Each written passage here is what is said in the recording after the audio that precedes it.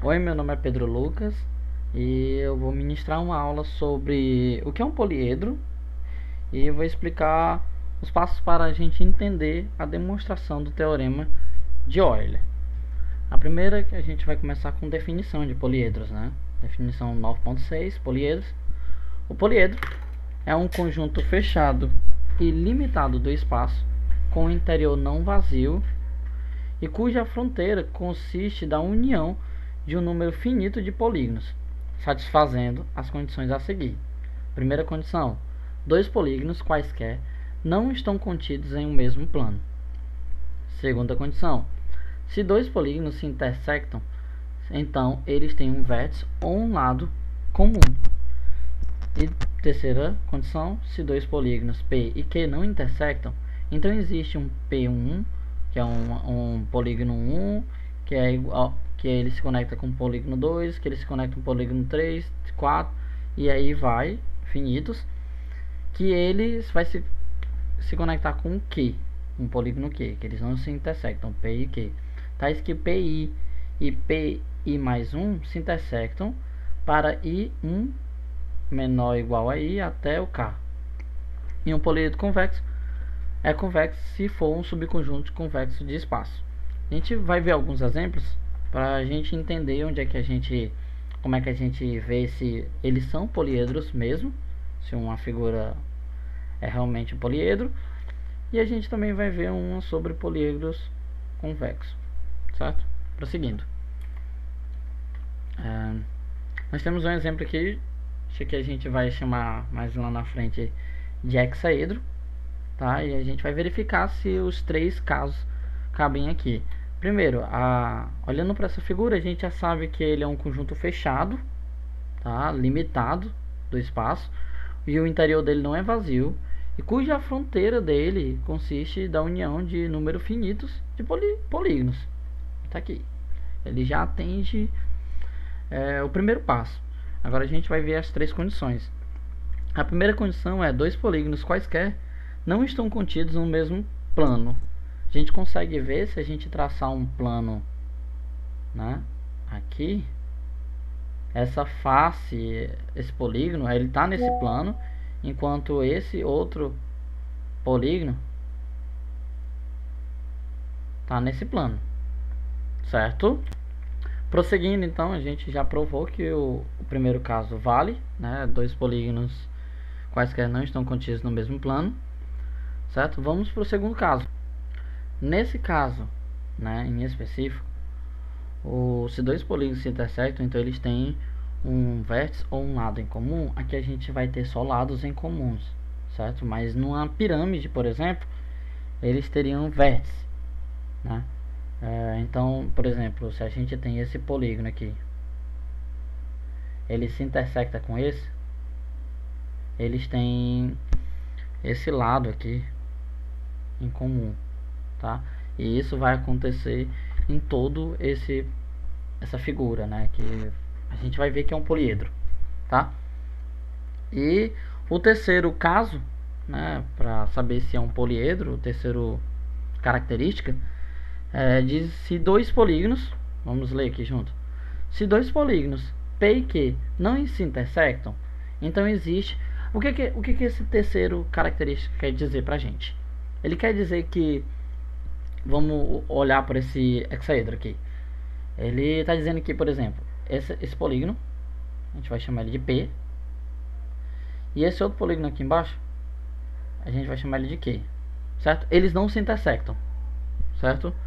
Mas ele quer saber se a gente consegue, por exemplo, a gente tem um ponto aqui, vou colocar outra cor, a gente tem um ponto aqui, a gente consegue chegar até o Q, certo? Passando por lados, né, por arestas, que a gente vai chamar de arestas, ou por vértices, esses pontos aqui de união de arestas, certo? E de fato nesse poliedro a gente consegue, a gente vem para esse polígono aqui, e desse polígono a gente vem para esse aqui de baixo, certo? E então a gente acabou de mostrar que essa figura, que a gente vai chamar de hexaedro, é um poliedro, certo?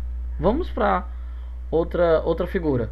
A gente agora vai ver se esse é um poliedro convexo ou não. A gente vai ver também se é um poliedro. Bom, esse é um poliedro, tá? A gente consegue pegar dois polígonos, esse polígono aqui, por exemplo, e esse aqui, e eles estão em planos diferentes. Então, já foi a primeira característica. A segunda característica é que se eles se intersectam, eles têm lados ou vértices em comum. A gente pode pegar de novo esses dois polígonos e eles têm esse lado em comum, e isso acontece em todo poliedro, certo? E o C também vale, porque se eu estou nesse polígono aqui, eu tenho um ponto aqui e quero chegar nesse polígono, ó, eu passo para esse polígono e depois vou para esse. Quer dizer, eu consigo caminhar passando por esse lado e passando por esse lado e chego até essa face, tá? Eles não se intersectam e não vai.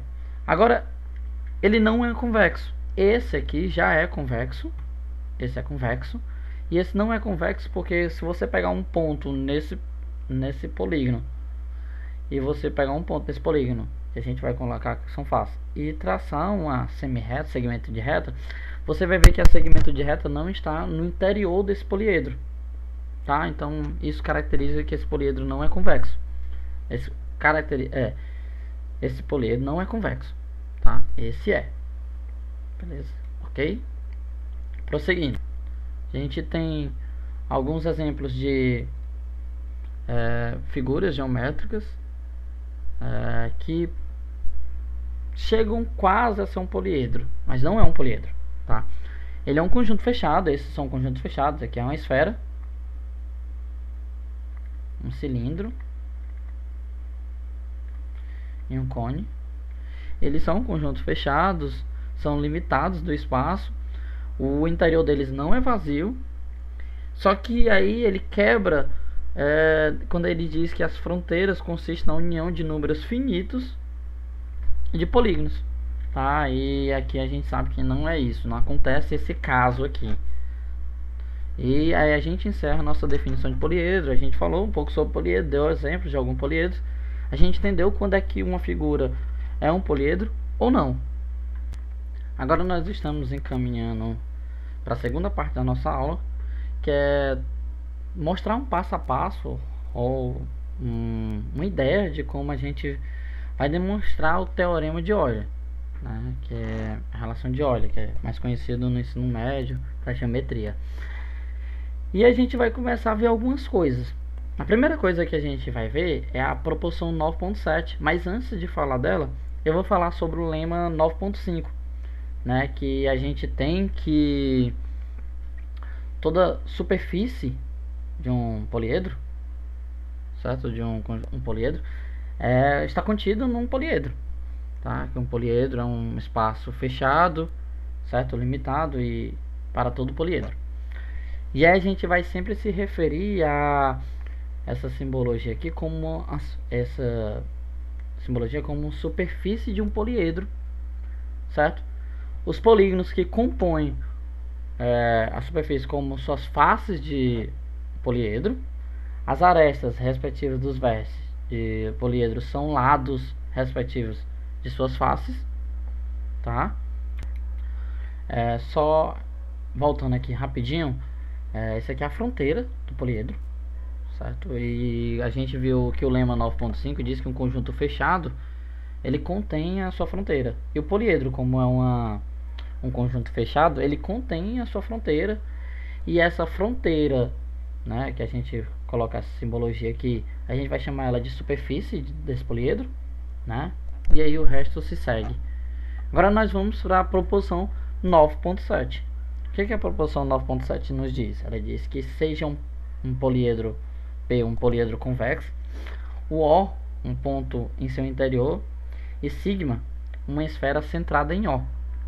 Para todo poliedro pertencente a sigma, né, a semi-reta, para todo ponto P, né, pertencente a sigma, a semi-reta OP intersecta a fronteira ou a superfície, né, como a gente vai chamar, em um único ponto Q. A função, então a gente vai ter um P que pertence ao sigma ele nos relaciona, tem uma relação, esse ponto P relaciona com esse ponto Q, que é da superfície, tá? Então essa nossa função é definida, está definida, e é uma objeção, certo? Eu tomei liberdade de já colocar aqui um poliedro convexo, certo? E já desenhei uma esfera lá dentro dele. Tá? A gente vai colocar o nosso ponto O aqui no centro, certo? Onde também aqui no centro dessa esfera, que ele está no interior do poliedro. E nós vamos pegar nessa esfera aqui, marcar um ponto P aqui. Na verdade, esse ponto P aqui não é esse mesmo P aqui, tá? Esse aqui é um P mesmo. É esse mesmo P aqui, tá? Então vou marcar um ponto P aqui. E vou traçar uma semi-reta desse OP, tá?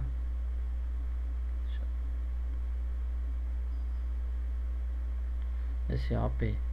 E ele vai tocar num ponto Q aqui fora na superfície do poliedro, certo? Então é isso que essa função diz, né? Ela relaciona um ponto P na esfera a um ponto Q na superfície do poliedro, tá? E como a gente já viu, essa função é uma objeção. Então é basicamente a ideia que traz essa proporção 9.7, e ela vai ser bastante importante para a demonstração do nosso teorema. Então a gente vai passar para os próximos objetos, né, da demonstração do nosso teorema. Primeiro vamos saber o que é característica de Euler, e depois vamos ver esse lema 9.8. Então começamos pela característica de Euler. Dado um poliedro P, não necessariamente ele tem que ser convexo, denotando-os por V, A e F, seus números de vértices, arestas e face, e por, né, a gente vai ter um determinado poliedro, a gente vai ter tipo um número aqui, onde V menos A mais F é denotada a característica de Euler desse poliedro P, né, em questão. Então, o número gerado aqui por essa fórmula, por assim dizer, V menos A mais F, é o número característica de Euler desse poliedro em questão. Agora, partindo para o lema 9.8, que aqui nós temos, né? O que esse lema diz?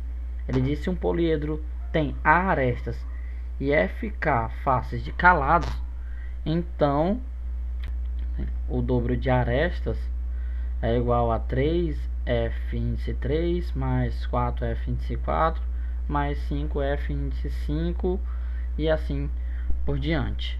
E esse lema é bem tranquilo da gente até demonstrar, né? Que como cada aresta do poliedro pertence a exatamente duas faces, né? Então basta a gente ver que ambos os membros da igualdade, certo? Do enunciado contam cada aresta exatamente duas vezes, tá? Então aí pronto, a partir daqui a gente já tem o que a gente precisa para demonstrar o teorema de Euler. Então a gente vai ver o enunciado do teorema de Euler, né? O teorema de Euler esse aqui, certo? Então o teorema 9.9, teorema de Euler, ele diz que todo poliedro convexo tem característica de Euler igual a 2. Então, para provar o teorema, a gente vai seguir alguns passos, vamos usar algumas coisas, né? Primeiro a gente vai tomar um poliedro P convexo, um ponto O pertencente ao interior desse poliedro. A gente vai tomar também uma esfera sigma de centro O, com raio R. Então a gente vai pegar a gente vai entrar nas condições da proporção 9.7, né? Que a gente vai ter um poliedro, vamos ter uma esfera centrada em O, um ponto O dentro desse poliedro também. Nós vamos marcar um ponto, traçar uma semi-reta, e essa semi-reta vai tanto tocar, vai levar esse ponto da esfera até um ponto da superfície do poliedro, certo? E aí, continuando, né, a gente vai ter a função da 9.7, ela é uma objeção, e por ser objeção ela admite inversa, E a gente vai pegar essa inversa dela. Lá ela diz que é um ponto no sigma, né, que leva até a superfície do poliedro. Não, ela até diz que é um ponto pertencente, um ponto P pertencente, leva um ponto P até um ponto Q pertencente à superfície, né, e nós vamos olhar para agora para a inversa dessa função, onde a gente vai pegar um ponto da superfície, né, um certo ponto Q, e vai relacionar ele com um certo ponto Q' da esfera sigma. Nós temos uma ilustração aqui, né? Aqui eu já tomei, aqui é uma foto que eu bati do livro, certo? Onde eu já anotei algumas coisinhas aqui para deixar mais rápido, né? O efeito da função, o que a função faz lá no 9.7? Ele pega um ponto da esfera, né, e associa com o ponto do polígono. Aqui é um polígono, tá? A gente tem um polígono bem aqui, certo? Aqui é só uma face do polígono. E só que a função que a gente vai usar agora, que a gente vai chamar de função f, né, ela vai associar um ponto do polígono a um ponto da esfera, certo?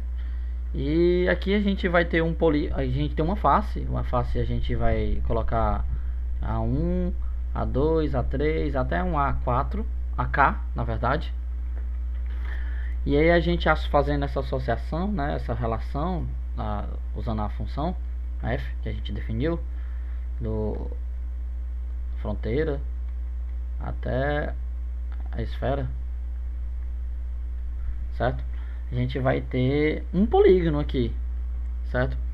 E esse polígono a gente vai reconhecer ele como um polígono esférico. Só para ver se a gente entendeu. A gente tem esse polígono, né, uma face do poliedro. E quando a gente aplica essa função f nesse polígono, a gente vai ter esse polígono aqui, certo? É um polígono na esfera, certo? E a gente vai chamar ele de polígono esférico, como assim a gente já definiu, nessa esfera sigma, tá? A gente também tem dizendo assim, se esse alfa aqui é um plano, certo? E ele passa por O, e ele é paralelo a essa face aqui, tá? Então esse políedro aqui, esse polígono esférico, certo? Ele está contido no mesmo hemisfério, no hemisfério sigma. Ele está contido no hemisfério do sigma, contido no mesmo semi-espaço que essa face em relação a alfa, certo? Então essa aqui divide o espaço em dois, e esse polígono esférico e esse polígono uma parte da face do poliedro, eles estão no mesmo semi-espaço em relação a esse alfa. Então aqui a gente entende como é que está funcionando a nossa função f aqui, e a gente já tem os nossos objetos para demonstrar o teorema, né? E a gente já está entendendo a função, já entende bem como é que está funcionando essa função, e aí a gente consegue continuar para a demonstração do teorema. Então a ideia para demonstrar esse teorema é conseguir uma certa igualdade, né? Onde essa igualdade ela vai fazer uma relação entre as faces do poliedro, né, esses polígonos que nós vamos ter por aqui, e esses polígonos esféricos. E aí quando eu faço essa projeção dessa face, desse polígono, através da função para a esfera, e a gente vai usar algumas relações que a gente já tem nas esferas para resolver o nosso problema através de uma certa igualdade. E nessa igualdade a gente vai que a relação de Euler vai funcionar, que é a de V menos A mais F é igual a 2. E a gente sabe calcular a área desse polígono esférico, certo? A área desse polígono esférico se calcula dessa forma, assim. Primeiro, sendo θ i índice o ângulo interno de a linha 1, a linha índice 2 até a linha índice K. Tem 3 pontinhos aqui. Opa, 2. Certo? Em a linha índice I segue que a gente calcula a área desse polígono esférico, a linha 1, a linha 2, opa, a linha 2, a linha K, da seguinte forma: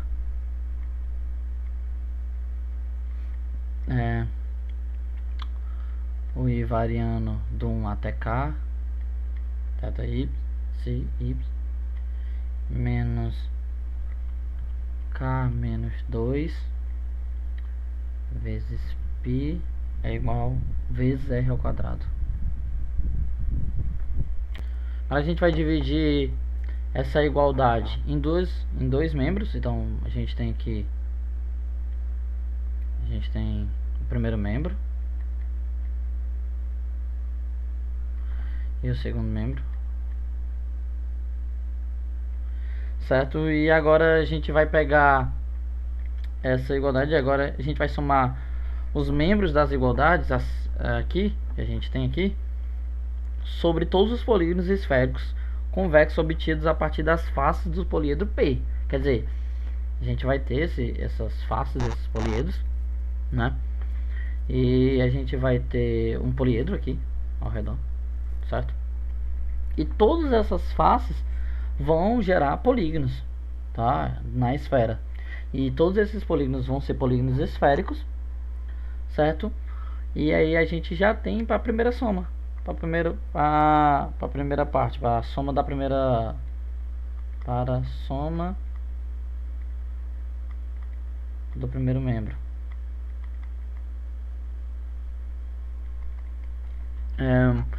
Como a gente tem essa esfera tá dentro desse poliedro, e todas as faces desse poliedro vão ser projetados nessa esfera de modo que vão formar polígonos esféricos, e esses polígonos esféricos vão estar revestindo essa esfera, como se fosse revestindo, formando essa esfera. Então a soma das áreas de todos esses polígonos esféricos, certo? Então vou botar aqui os polígonos esféricos, né, que participam de sigma, certo? A soma é igual à área dessa esfera. Então a gente tem que esse primeiro membro, a soma de todos esses primeiros membros aqui, certo? É igual à área da esfera, a área de sigma. Eu vou botar a área S de sigma aqui, S de sigma.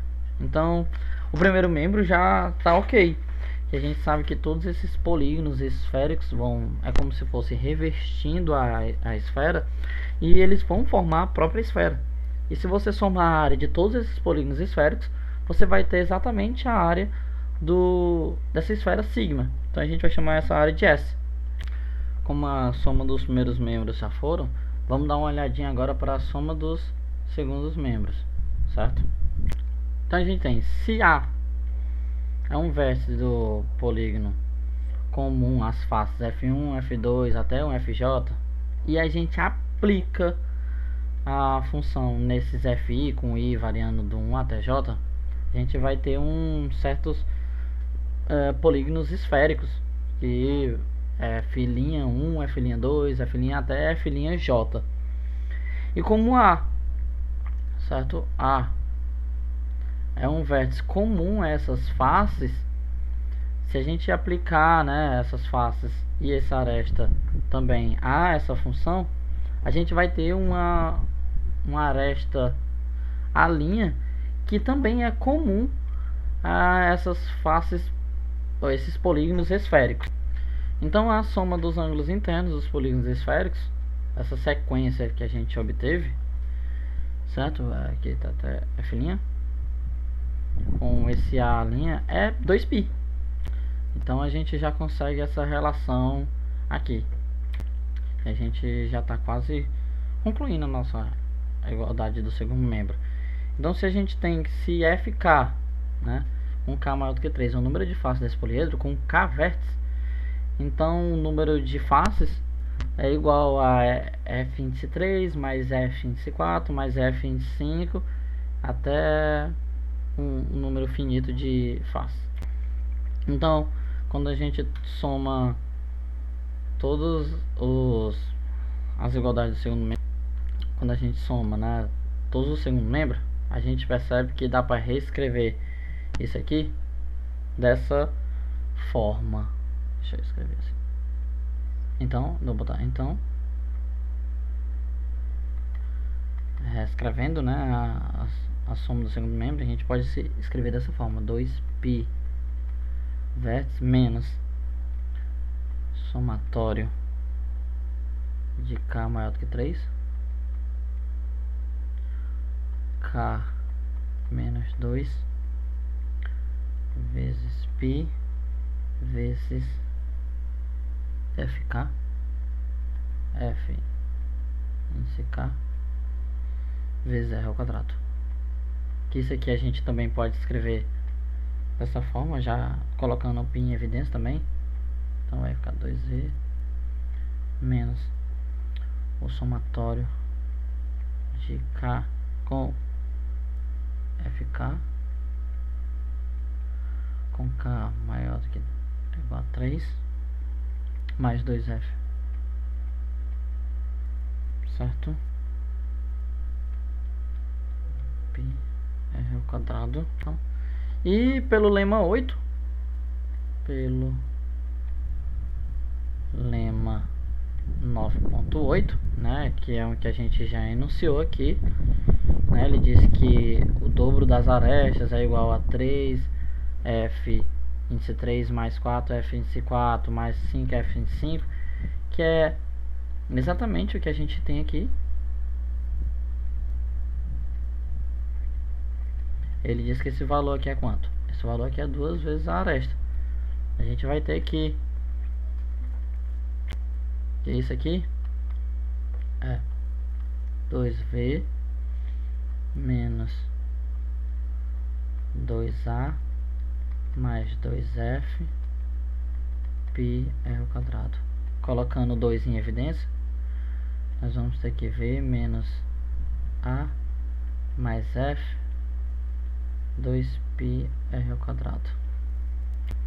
Mas como soma das parcelas iguais dão totais iguais, a gente conclui que o primeiro membro a gente disse que é a área da circunferência, da esfera, e o segundo membro a gente já chegou a essa igualdade, então a gente tem que S é igual a V menos A mais F 2π R ao quadrado.